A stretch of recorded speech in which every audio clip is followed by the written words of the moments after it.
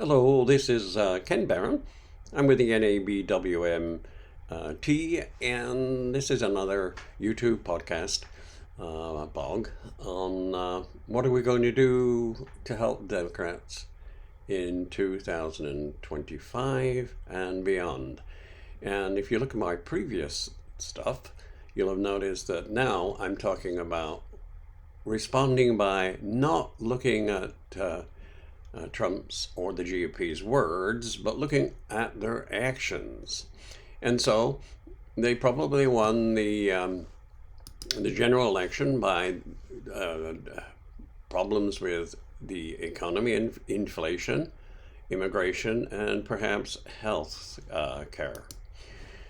But basically, what's happening is since COVID, there has been a pretty much tendency to talk about individual people's grocery bills in their gas. But overall, the economy compared with the rest of the world is doing pretty well. But there was a move to get Biden and the Democrats out, and that was exemplified by this typical thing that we see on the internet. And this is a contribution, if you can say that, from the Heritage Foundation, and it mimics what we think is probably happening when Trump was in office and when Biden took over for a certain amount of time. So let's see what it says.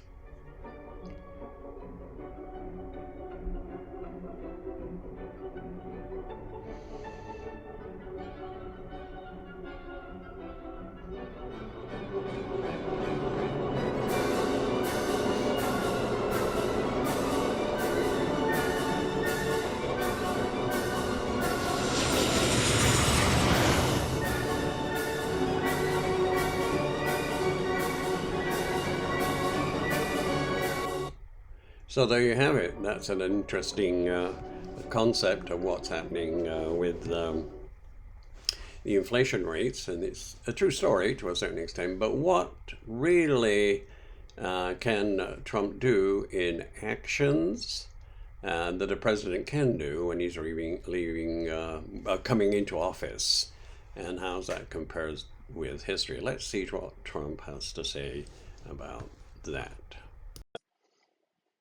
Before we move on, I ask you to subscribe and to like us and to comment if you must. Now, we're talking about inflation, and we're talking about tariffs, and we're talking about what Trump can do. Well, what really do the economists say about Trump's proposed tariff plan? Let's watch a short part of this video, which gives a nice, simple example of the good and the not so good about tariffs.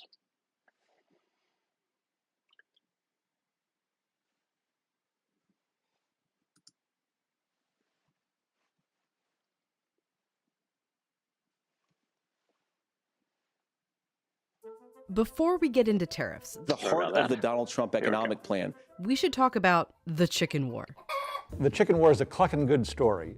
In post-World War II Nice West pun. Germany, people started eating a lot of chicken, specifically American chicken. Midway through 1962, U.S. farmers were on track to sell more than $50 million worth, $500 million in today's money. This made European farmers mad, so the organization that later became the European Union put a tariff on chicken. A 5-pound chicken that started as $1.60 became $2.25.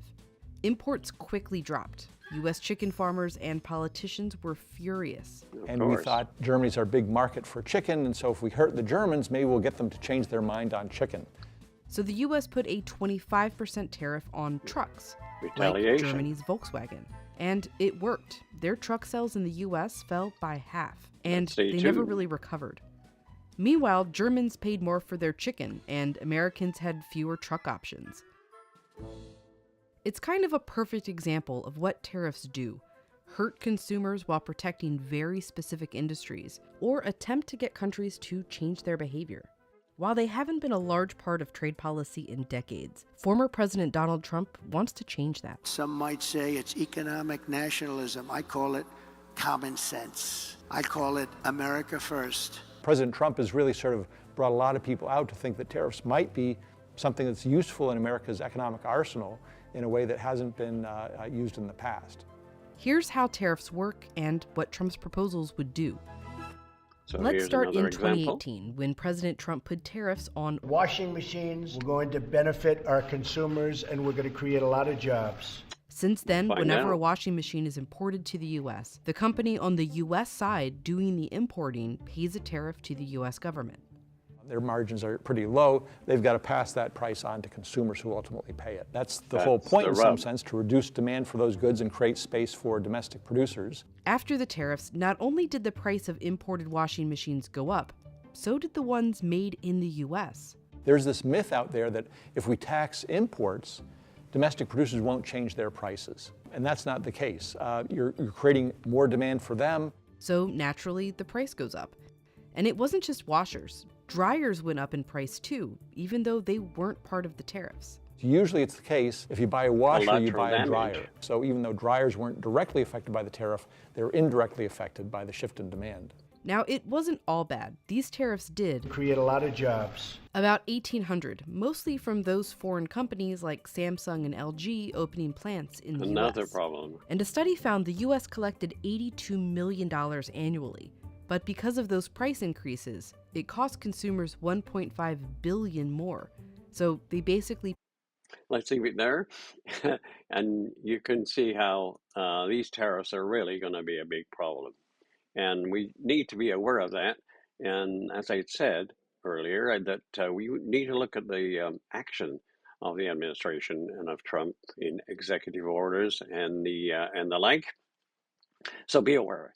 We at the NA have values and we're trying to protect them. And certainly we'd like to get back in the White House and the Congress. And by looking at these sort of actions, I think we can do that.